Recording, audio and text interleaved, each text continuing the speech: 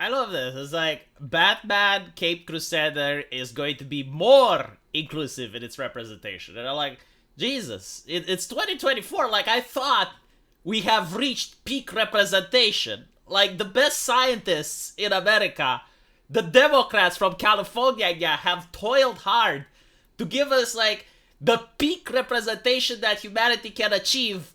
And we are being told that there can be even more than that?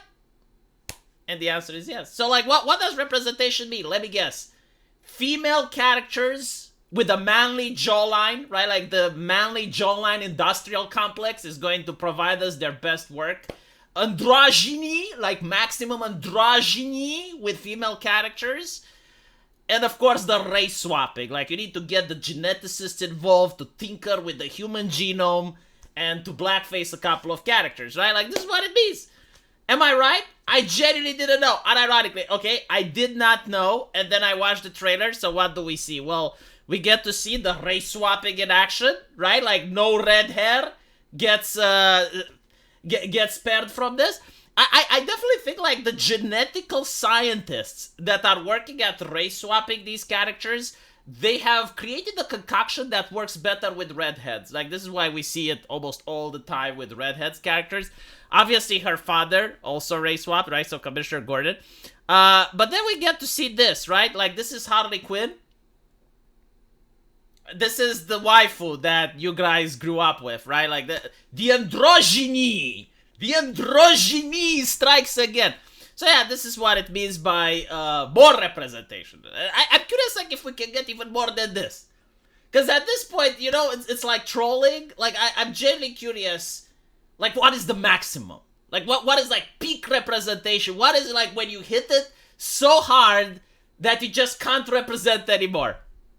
But yeah, at this point, when you actually speak leftist language, because you spend a lot of time on Twitter, everything they say makes sense. Like, when they say more inclusive and representation, they're talking about taking an IP that already exists, race swapping, adding androgyny, and it's the same people, the same ideology, making the same stuff over and over again, with the same jokes, the same punchlines, the same boring shit, the same sanitized stuff. They will say fuck all the time, but they won't say any other F word, right? Like, safe edgy. Like, it's edgy to say fuck, right? But it's not safe to say the actual slurs, so... I mean, you know, if you go all the way like South Park did, I would understand. If you go all the way like Beavis and Butthead did, like, I would get it. But no, it's like, they only go a little bit. It's like, what's permissible? It's like being politely rude, if that makes any sense. But anyway, right, so Sargon described this phenomenon perfectly by calling it the cargo cult of Hollywood. So the cargo cults are a very interesting phenomenon in human history. During World War II, there were several islands untouched by civilization. And these islands were home to people that had Stone Age level abilities. So, incredibly primitive, they never interacted or had any conversation with people from the industrial world. And due to the nature of World War II, those islands became military bases. Now, the Allies behaved pretty decent to these people, right? Like, they had nothing to do with the war, they weren't aggressive or anything. So what the soldiers did is they provided them with food, with nourishment, with certain things that they didn't have access to, like jeans, sweets, canned food. Like, again, these people had the technology of the Stone Age. Like they were just wearing leaves to cover their nakedness, and they were using tools made out of sticks and stone, right? So for them, seeing people with airplanes and seeing, like, the modern military of the time was something out of this world, right? And they couldn't even articulate what they were seeing. And also, what really baffled them is the concept of food coming up from the sky. Because the US soldiers would often get these supply drops, and they would share some of the things with the islanders. Now, after the war is over, the US soldiers leave. So, the islanders, you know, they were treating the soldiers like gods. I mean, they have the ability to fly these aircraft and summon food from the sky. So what they do is they pick up the jeans and they use, like, the tattoos that the military had, which is like USS and the name of the ship. And they try to replicate the way that the military would summon the planes, right? So, like, they would build the airfields, They would try to signal in the sky for the airplanes to arrive. They would build effigies of airplanes and all of these things, hoping that one day the supply drops would come back. And this is pretty much what Hollywood is doing, right? Like they have like their own mysticism, their own ideology with diversity, inclusivity, representation, and all of this. And they pick up an IP that they know it used to work. And it was a very simple thing. It's like, okay, you get Batman and you put a villain against him. You put the Joker, and the Joker tries to rob a bank, and Batman and the Joker have a fight, and then the Joker gets arrested, and that's it. And everyone loves it.